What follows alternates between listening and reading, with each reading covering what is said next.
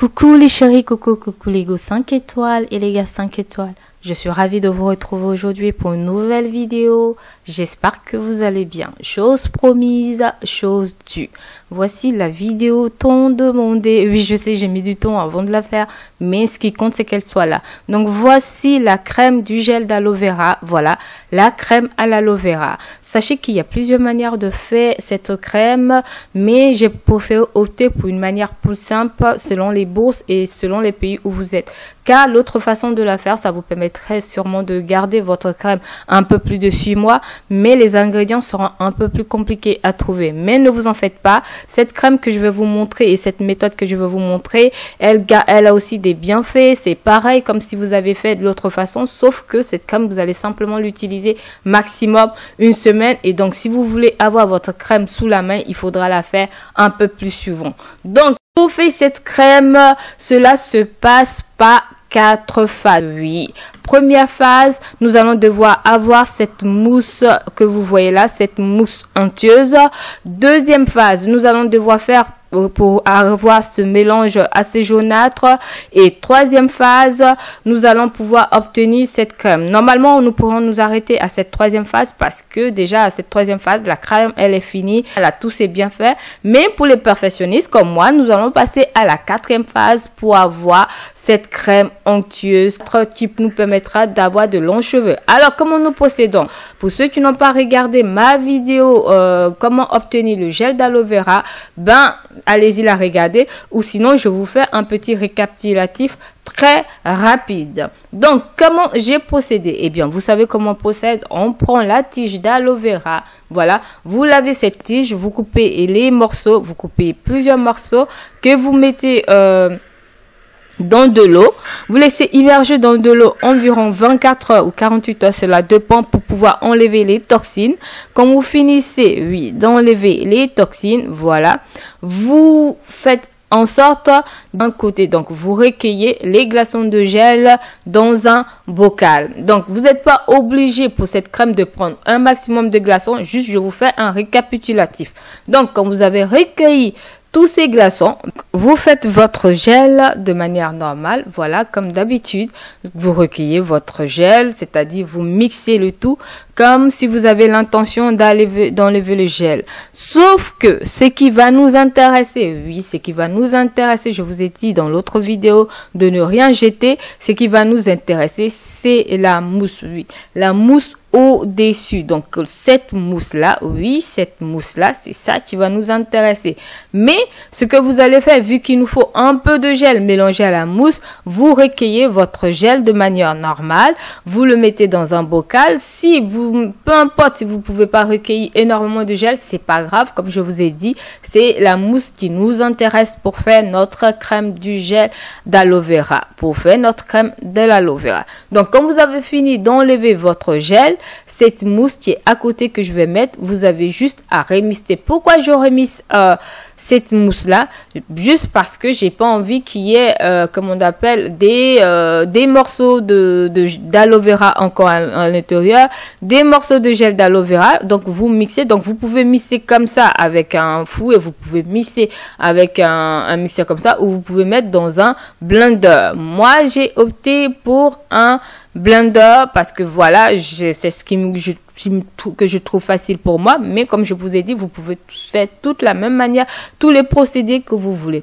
Donc, quand vous finissez de faire ça, quand vous avez réussi à avoir votre mousse, même si vous avez un peu de mousse, c'est pas grave, comme je vous dis, faites en sorte d'avoir même une petite quantité de mousse. De toute façon, vous n'en avez pas besoin pour faire votre crème. C'est une petite crème que vous pouvez utiliser une semaine, enfin 2 semaines, selon comme vous voulez. Donc, vous n'avez pas besoin d'un max de mousse d'aloe vera. Donc, je remets après tout ce que j'ai fini comme mousse, comme gel d'aloe vera, dans un récipient.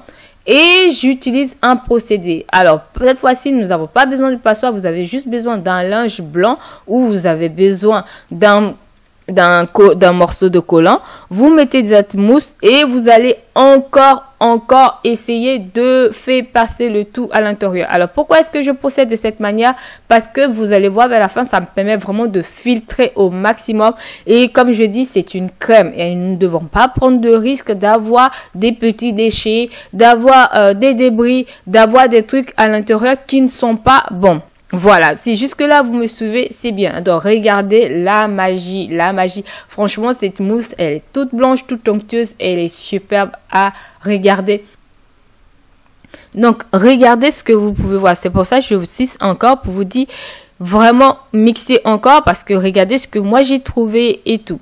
Donc, nous avons fini la première étape. Nous avons notre mousse. Nous allons maintenant passer à la deuxième étape. Nous aurons besoin du beurre de karité. Voilà, vous connaissez les beurres de karité pour ses bienfaits hydratants, tout ce qu'il faut pour nourrir. Et nous aurons aussi besoin de l'huile de coco qui n'est plus à présenter pour ses bienfaits fortifiants qui permettent aux cheveux de pousser. Et nous avons aussi besoin de l'huile d'olive. Voilà, vous connaissez mes armes secrètes, mais l'huile d'olive, vous pouvez le remplacer par l'huile de ricin et nous avons la glycérine qui est un humectant qui est cicatrisant, réparatrice, enfin tous les bienfaits qu'il faut.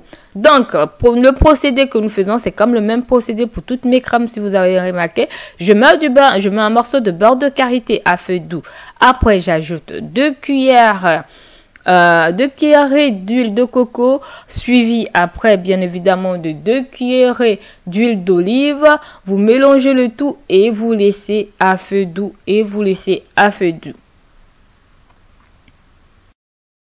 Quand vous avez fini, vous avez encore à mettre dans un bocal. Vous attendez dans un récipient, vous attendez 30 minutes. Le temps que ça refroidisse, vous mettez au frigo 1 heure maximum ou selon le temps que vous voulez. Mais faites en sorte que ça ne soit pas trop solide, je vous en prie. Mais que c'est ce petit côté onctueux, ce petit côté, voilà.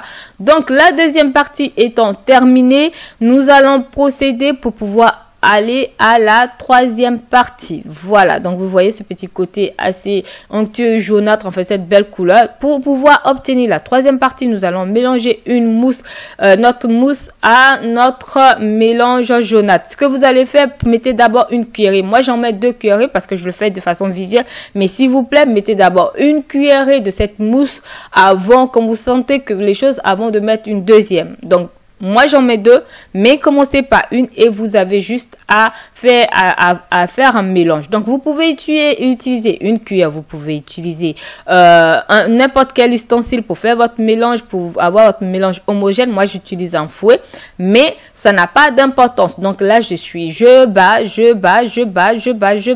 Et ce qui se passe, voilà le mélange là. Vous sentez un peu le petit côté gluant du gel, c'est pas encore fini, donc je vais mettre ma glycérine vraiment pour que le tout soit vraiment un mélange assez homogène, pour que tout soit un peu plus compact et que le gel d'aloe vera fasse corps avec la crème. Donc je continue de fouetter, on fouette, vous voyez déjà ce petit mélange assez doré, ça a un peu un air de mayonnaise. Donc, vous mélangez et bien évidemment, je mets de la vitamine E parce que quelque chose tu vas faire au-delà de 3 jours ou 4 jours, forcément, j'ai pas envie d'avoir des bactéries. Et je bats. Donc, voilà. Et nous avons fini notre troisième étape. Donc voilà les filles. Donc comme vous pouvez le voir, la troisième étape, donc là c'est un peu blanc, mais c'est normal, c'est à cause de la luminosité. Je pense que je vais baisser après, vous allez voir. Mais normalement, arrivé à cette troisième étape, vous avez fini. Normalement, vous avez fini. Vous pouvez l'utiliser pour mettre dans vos cheveux, pour faire la crème quand vous finissez de laver vos cheveux, quand vos cheveux sont propres, pour hydrater vos cheveux avant de faire vos vanilles. Ou alors, vous pouvez l'utiliser pour hydrater votre peau en période de sécheresse, votre visage, vos jambes. Tout, c'est toujours les bienfaits, ça vraiment pas, ça change rien, c'est nourrissant, c'est réparatrice, ça allonge les cheveux, ça fait pousser les cheveux. Voilà, comme vous pouvez le voir, ça va pas tomber, non, c'est solide à l'intérieur et c'est le truc que vous pouvez mettre sur votre peau. Donc comme vous pouvez le voir, ça absorbe facilement dans les mains et on hydrate la peau assez facilement. Alors, Normalement, comme je vous dis, à la troisième étape, vous avez fini votre crème. Si vous êtes fatigué, si vous avez mal de continuer, vous pouvez stopper là et vous pouvez l'utiliser toutes les 1 semaine.